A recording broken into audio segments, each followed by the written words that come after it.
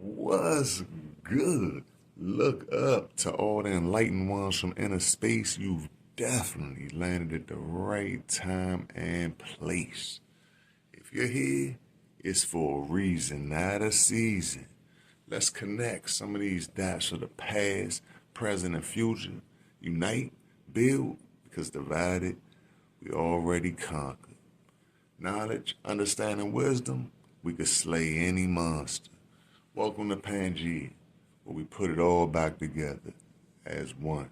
When we talk about the concept of centering yourself, what I think it means, and something that I'm having to work through as well, is to ask yourself if your decisions and choices and actions are actually considering you. Are the things you're doing or planning to do or the life you're trying to construct for yourself, does it actually include you and the things you actually want and considering who you are, your strengths, your weaknesses, all of that? If the things you're doing, the way you're setting up your life right now, the relationships you're getting into, don't actually consider you and who you are at your core, then you're not centering yourself. You're centering somebody else or some sort of societal construct of what you should be doing or how you should be doing things, but it's not you that's at the center of it. Yeah, you're the one doing these things, and I'm sure you're doing them for pleasure and enjoyment and to satisfy your needs of food and shelter and all those things. But if those actions and decisions don't consider you, then you won't actually be in the center of them. You'll be on the sidelines watching them happen. And it will always feel like a form of abandonment to yourself to do things or act in ways that satisfy somebody else's needs or somebody else's expectations. You will always feel like you are being watched and perceived by some sort of external force that's not putting you in the center of things, but is making you a focal point of them as a way to pressure you into doing things that satisfy these external expectations. Of course, this is just what I've had to work through and I'm experiencing for myself, so it won't resonate with everybody, but I hope this gives somebody an idea of what to do or how to start centering yourself, because that's different for everyone, right? What means centering myself to me won't mean the same thing to you. The secret is transcending every day. Every time a human being transcends, they infuse some of that pure consciousness that exists in the transcendent. So they begin to truly expand whatever amount of consciousness they had to begin with. This expansion of consciousness is the expansion of intelligence, creativity, happiness, love, energy, power, and peace. All positive. So you get a person meditating every day, transcending every day, they're growing in these all positive qualities, and the side effect is negativity is starting to recede from their life. So in the middle of a dark age, they're becoming a brighter and brighter light. They're happier and happier. Their relationships are improving more and more. They're getting more energy. They're getting all this stuff, and they're unfolding their full potential, which is enlightenment. You create your own stability by being grounded. Come sit on this porch with me. Hey, baby. I get anxious. I get angry. But being grounded helps me become centered. It helps me stay centered through processing those emotions. This is how you create your own stability. There's so many moving parts in life, and typically those moving parts are out of your control. And when you ground yourself, you anchor your energy to you and that moment, not the things that you can't control. When you feel like life is getting out of control, when you start to feel all of these emotions start to seem like they're taking over, you have to ask yourself certain questions. How did I get to this place? When did it start? Can I control this? You have to pour your energy into managing the things that you can control, not the things you can't, honey. I accept things as they are, baby. I'm going to talk to myself. I don't care where I am. I don't care if I'm in public, baby. In this moment, if I realize that I am feeling unstable, if I realize I am feeling outside of what my normal baseline is, baby, I'm going to sit down and I'm going to talk to myself, because we're going to work through these emotions. You have to know when to step back.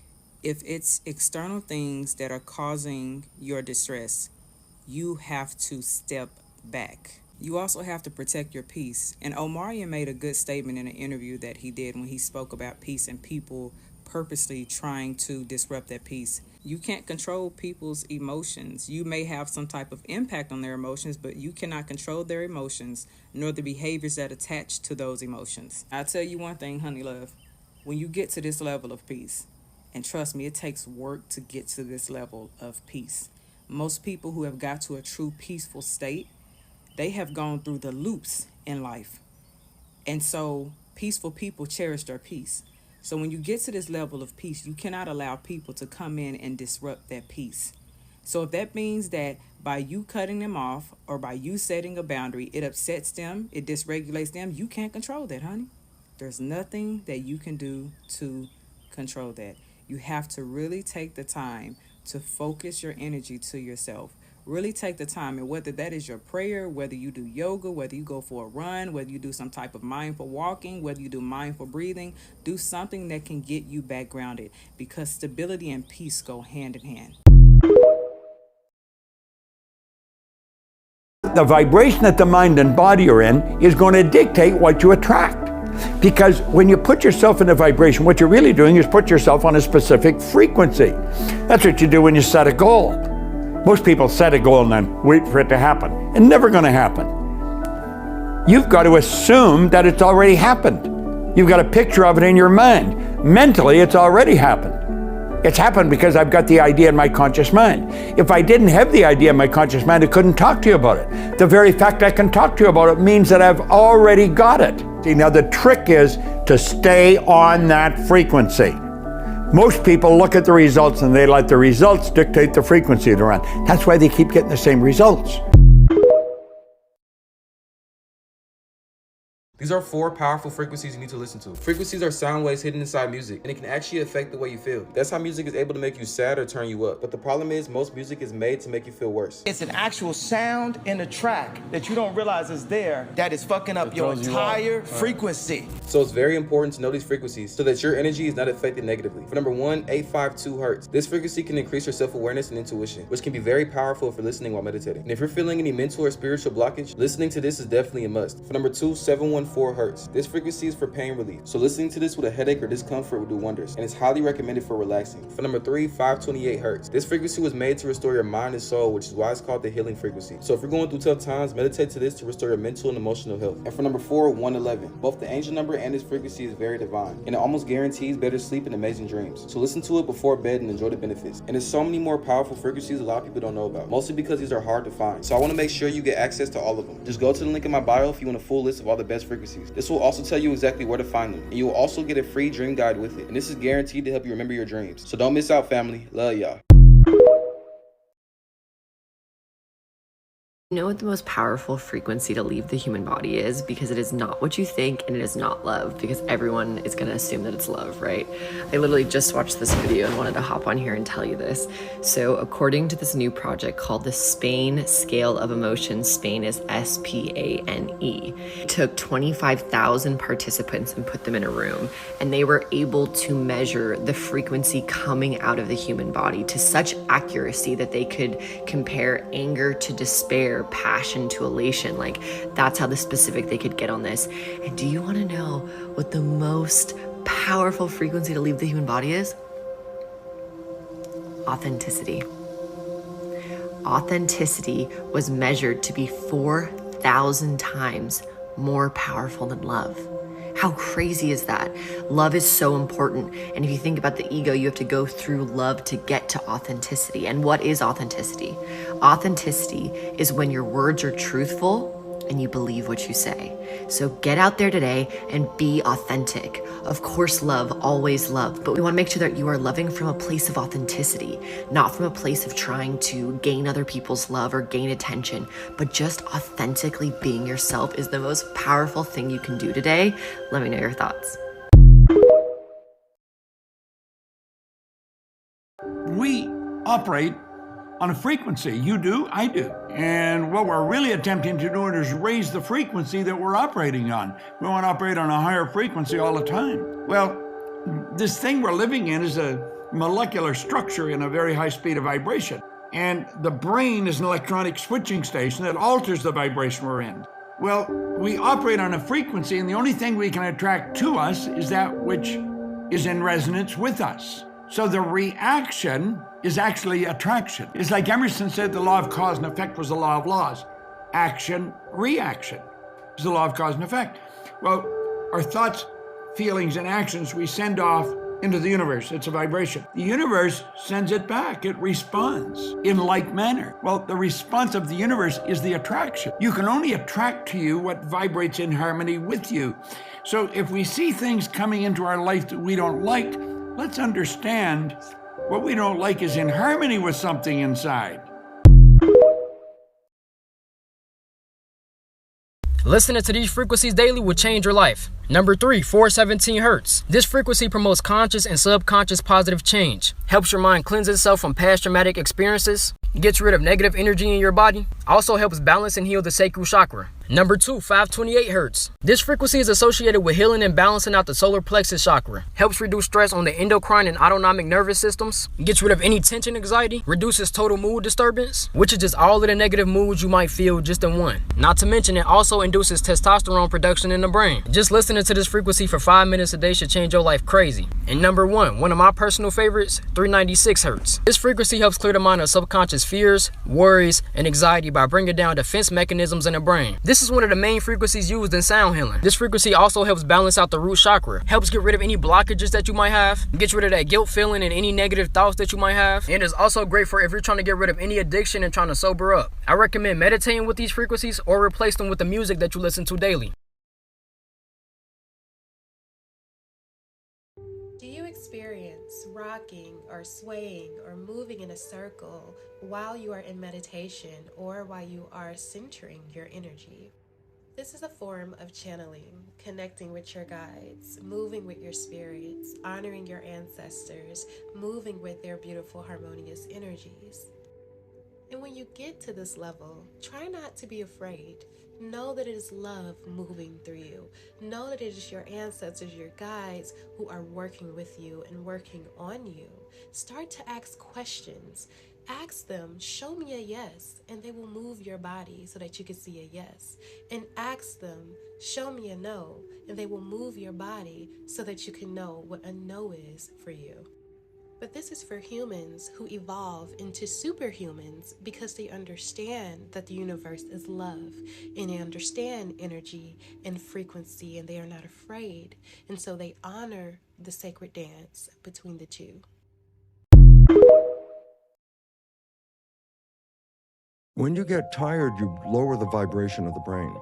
And the moment you fall asleep, actually, consciously, the next level of activity of the brain is theta, before it goes down to the lowest vibration, delta, sleep. So every night when you go to bed, there's a period just after you close your eyes and you're essentially disconnected for a moment, your brain is operating in theta.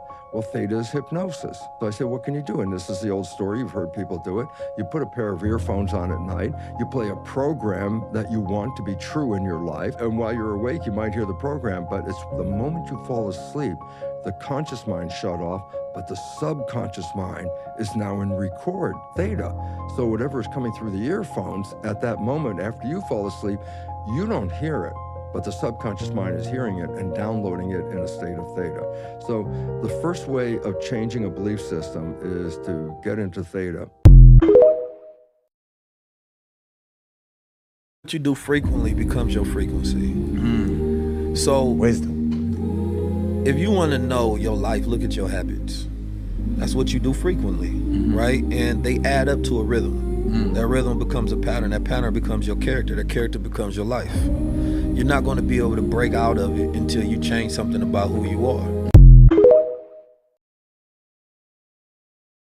Anything you say with the words I am, your subconscious will then take that as a command. 4th grade, I went in my closet, I said, I am going to the NBA. Anything you invoke with I am, the power of manifestation and what can happen in the universe comes true. Every time you use the word I am, and you say I am weak, I am poor, I am so, that's blasphemy, because the highest place within you is called I am. I don't want to be anything. I am everything I want to be, and I'm already there. Whatever we say is what our life will be. So this is why the people that live the most effective lives are always acting as if they're in the future and the future's perfect, not waiting to get there. Right.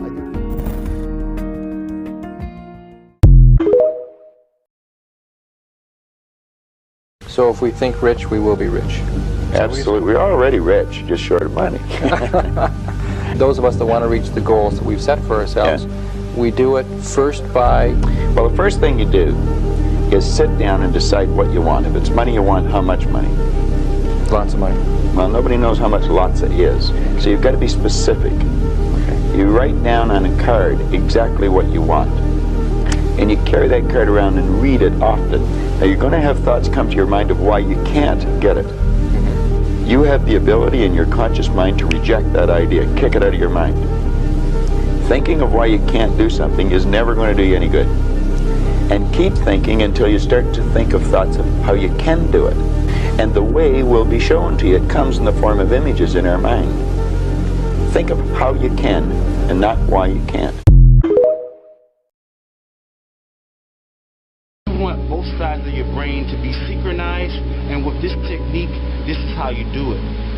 Now, like I said in one of my older videos, your whole body can be found in your ears. A secret point that you can use to stimulate your brain is right here at my earlobe. This corresponds to my whole head. My eyes are within here, my ears are within here, my mouth, my tongue. So, in order for me to balance my brain, in order for me to recharge myself, I need to tell my body to get into the center, to merge the two poles of energy. And I do that by simply taking my right hand, placing it on my earlobe, taking my left hand, placing it on my right earlobe, and pulling down. Now, as you pull down, put your tongue touching the roof of your mouth, and I want you to squat. And you can just stay like this for as long as you want.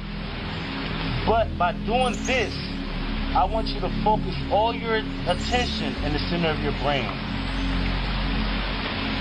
By doing this activity, you are basically shutting down all body functioning, and all your energy is going to your brain.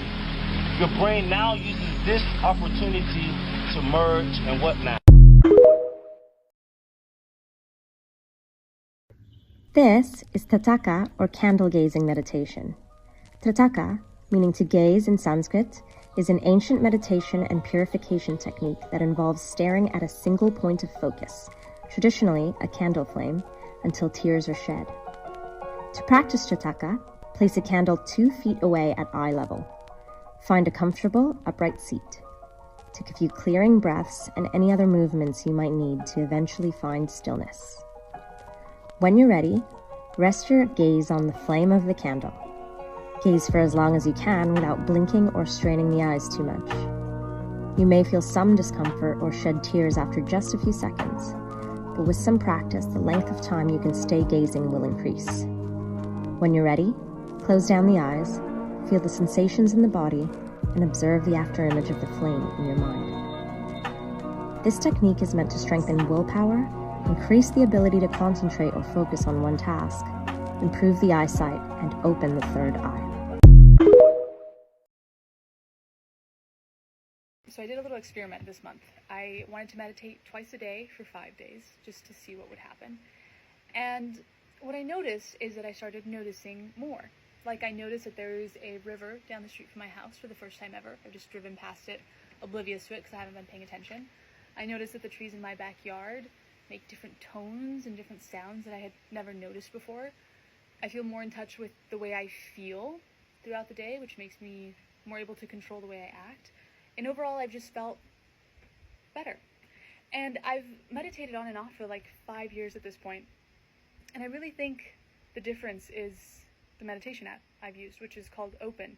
And I did their Focus Mind series, which what I really liked about it is every single day is a different person instructing the meditation.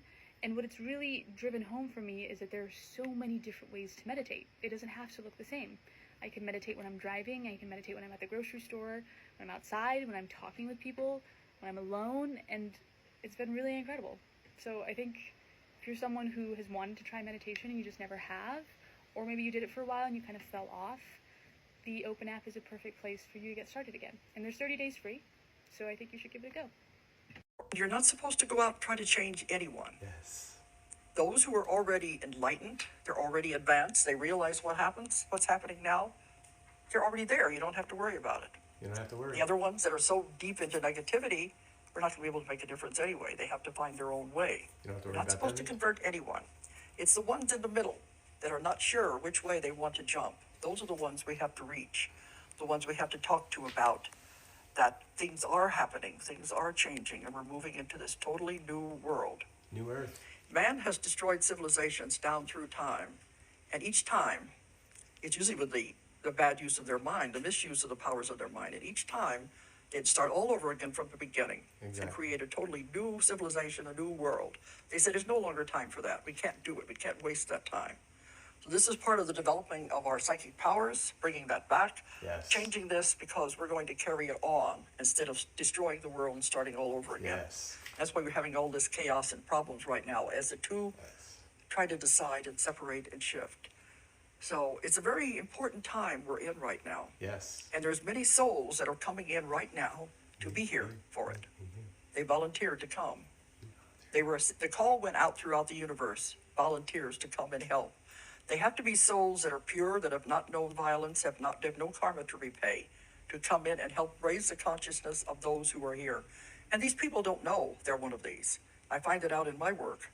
But they have no idea on the conscious level they are one of these who has volunteered to come and to use their energy to help raise the consciousness of the world. And I've been told it's working because now the positive is beginning to overshadow the negative. It's working. And we are moving into a new world, and it's beyond anything you could expect. New Earth. But it's too late to turn back now. It's too late. It's in the process, and it is happening.